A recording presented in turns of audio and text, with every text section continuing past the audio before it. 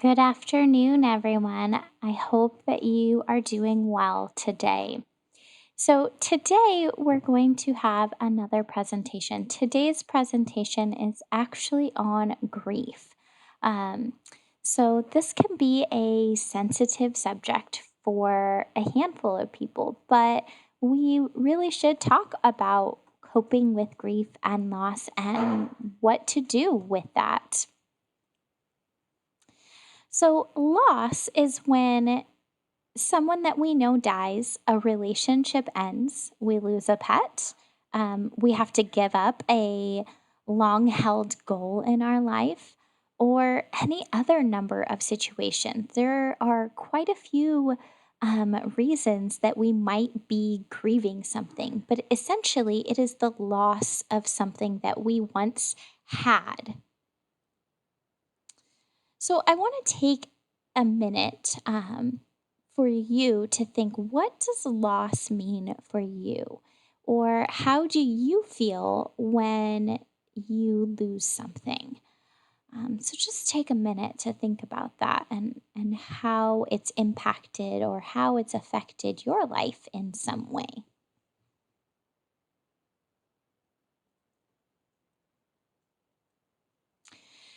So, there's quite a few different emotions that you may experience after losing somebody that you care about or somebody that you love. You might be angry. You might lash out in anger because you feel that you've lost control of your life. And it's normal to feel angry with the person that has died, left, or passed away. Withdrawal, you may feel like you're pulled away from your friends. You may not want to be doing activities that you once loved, like maybe you don't want to play with your soccer team anymore. You may want to cancel plans. Sometimes it's just easier for those that are grieving to feel like they want to be alone.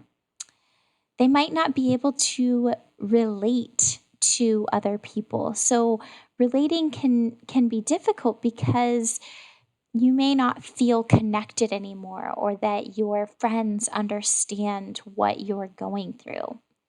You might feel impatient or irritated, especially if somebody complains about something that maybe you don't see as important. So, for example, if you've just lost a loved one and you hear somebody complaining about how they lost the game that they were playing online last night and it made them really upset, that might make you feel irritated or angry or upset because they're upset over a game when you've just experienced something pretty traumatic in your life. You might have a lack of focus. You might find it difficult to like pay attention to anything, or your mind feels like it can't shut off, like it's going 1,000 miles a minute. So you become unfocused and unorganized. It might be hard to do school. Um, for any length of time. And you might just be losing motivation or just kind of like, why bother? Like, I don't feel like we need to do this. You might feel worry. Um, you're not able to stop worrying about the loved ones that are here, or a fear that you might lose them as well. You might be feeling guilty over something that you wished you would have said and wasn't able to. Um, and you might be feeling guilty about maybe something that you did say that you wish that you wouldn't have, or just this overwhelming sadness. Sometimes people will start making really poor or bad decisions so that they don't have to focus on the pain that they're experiencing. They might also start having some very weird dreams because your subconscious is trying to get you to focus on something. Another thing to think about is sometimes you might put on a happy face and have a smile, um, but really, you're not even okay. You're feeling really sad, but you're showing everybody a happy face. So, grief is the pain that we feel when we lose somebody that we love. It's a normal response to that loss. It's a natural part of our life cycle. And it's very, very individual. Everybody grieves or feels sadness differently. And there's no right or wrong way to grieve. It's an emotional roller coaster. It's got highs. You may feel okay one day, and then lows. You may feel really sad or stressed. It's a process that takes a lot of time because we all grieve in these different ways and at different rates and time. So there's no time for how long it may last. It is natural, it's normal, it takes time. So be gentle with yourself. Don't push yourself to get over it.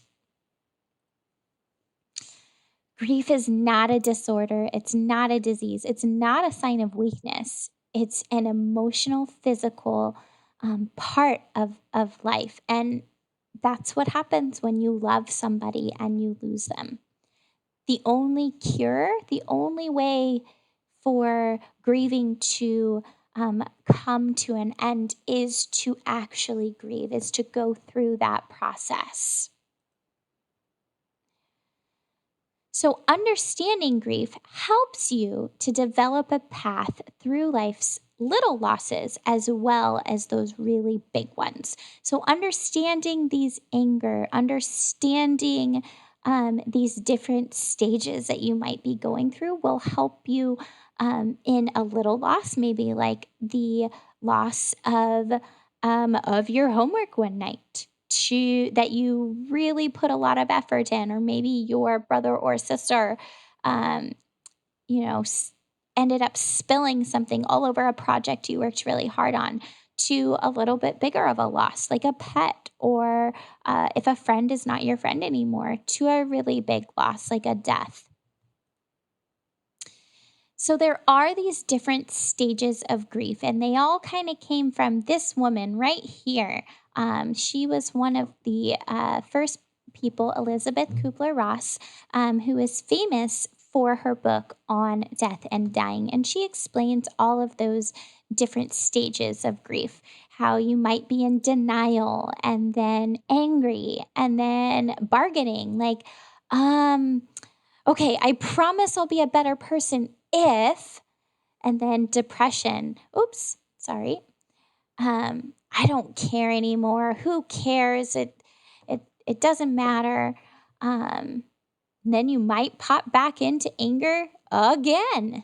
And then finally, you might be ready to accept or be ready for whatever is to come. So make sure that when you are trying to get through grief, there's a few different tasks that you'll want to take. You want to accept the reality of the loss. That your life is different and that you can't go back to the way that it was. There will be a new normal.